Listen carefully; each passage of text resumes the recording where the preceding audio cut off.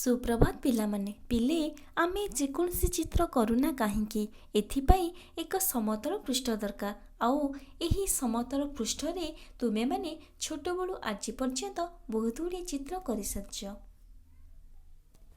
देख मु एक बिंदु कली यह मध्य एक समतल पृष्ठ रे आउ एक बिंदु कली तापरे दुई बिंदु को जोड़िबा। कौन पाइलु यह एक रेखाखंड। एबे तीनोटी बिंदु को नहीं देखिबा।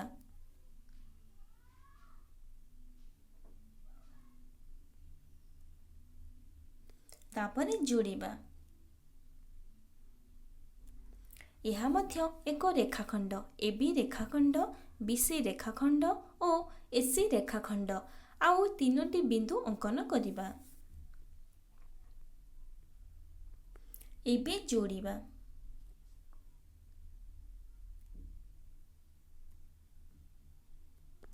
देख यह एक आबद्ध चित्र त्रिभुज। तुमे माने विस्तृत भावे यह संबंध रे चैप्टर 2 रे पढ़ी सारछ। एबे आमे चारोटी बिंदु को देखिबा।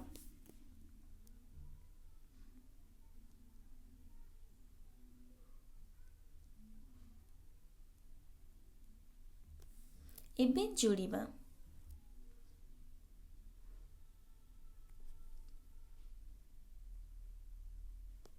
यह मध्य एक रेखाखंड। देख सबु बिंदु एक सरल रेखारे अवस्थित अछंती अर्थात समस्त बिंदु एक रेखी। आमे एबी रेखाखंड बीसी सीडी और एडी रेखाखंड पाइलु। एबे आमे आउ चारोटी बिंदु नेबा।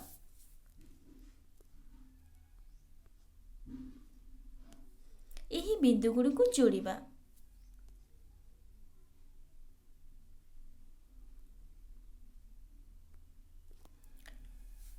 यही चित्र किपरि देखा होची। यह एक त्रिभुज रो चित्र आउ चारोटी बिंदु को देखिबा। ऊपर दुईटी बिंदु तले दुईटी बिंदु एबे जोड़िबा।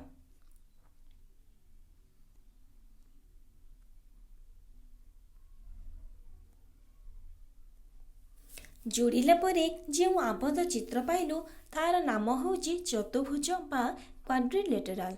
यह होची आमर आजिर टॉपिक। ताहले आस यह संबंध रे अधिक जानिबा। एही चित्र दुईटी को भल भावर देख। ए बी सी और डी बिंदु मानक मध्यरु कोनसी तीनोटी बिंदु एक सरल रेखारे नाहंती।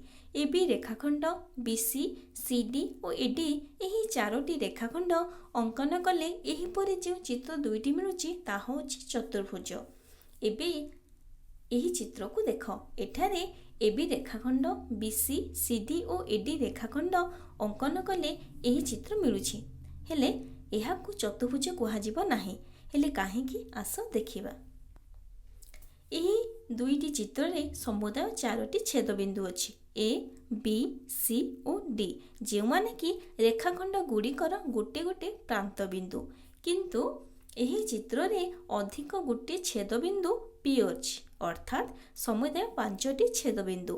एही अवस्था रे A B B C C D और एडी रेखाखंड मध्यरु ए बी और सी डी परस्पर को प्रांत बिंदु भिन्न अन्य एक बिंदु पी बिंदु रे छेद करुछंती। एही परिस्थिति रे चतुर्भुजर गठन संभव नुहे। ताहले पिले आस चतुर्भुजर संज्ञा जानिबा। एक समतल रे अवस्थित चारोटी बिंदु ए बी सी और डी मध्यरु जदि कोनोसी तीनोटी बिंदु एक सरल रेखारे अवस्थित न होंती एवं A B B C C D D A प्रांत बिंदु भिन्न अन्य कोनोसी बिंदु रे परस्पर को छेद करती नहीं तेबे A B B C C D D रो संयोग को एक चतुर्भुज कहा जाए। एठारे देख एबीसीडी चतुर्भुज जहार चारोटी शीर्ष बिंदु अछि ए बी शीर्ष बिंदु सी एवं डी। एही एबीसीडी चतुर्भुजर चारोटी बाहु अछि A B B C C D और डी ए बाहु हेले एही चतुर्भुजर परस्पर छेदी बाहुद्वयକୁ सन्निहित बाहु कुहाଯାଏ।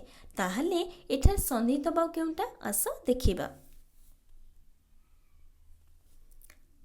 AB ओ BC बाहु, BC ओ CD बाहु एवं CD ओ AD बाहु होची सन्निहित बाहु।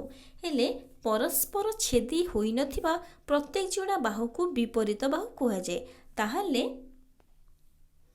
AB बाहुर विपरीत बाहु होची CD बाहु, AD बाहुर विपरीत होची BC बाहु। एही ABCD चतुर्भुजार चारोटी कोण अछि। A कोण, B कोण, C कोण एवं D कोण। हेले ABCD चतुर्भुजार विपरीत कोण कोटा आस देखिबा। A कोणर विपरीत कोण होची C कोण एवं B कोणर विपरीत कोण होची D कोण।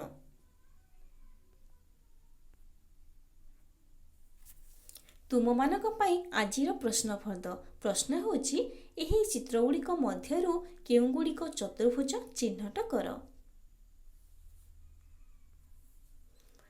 आउ एक प्रश्न तुम मानक पाई एई भली एक चतुर्भुज अंकन करी बाहु, कोण और शीर्ष बिंदुर नाम लेख।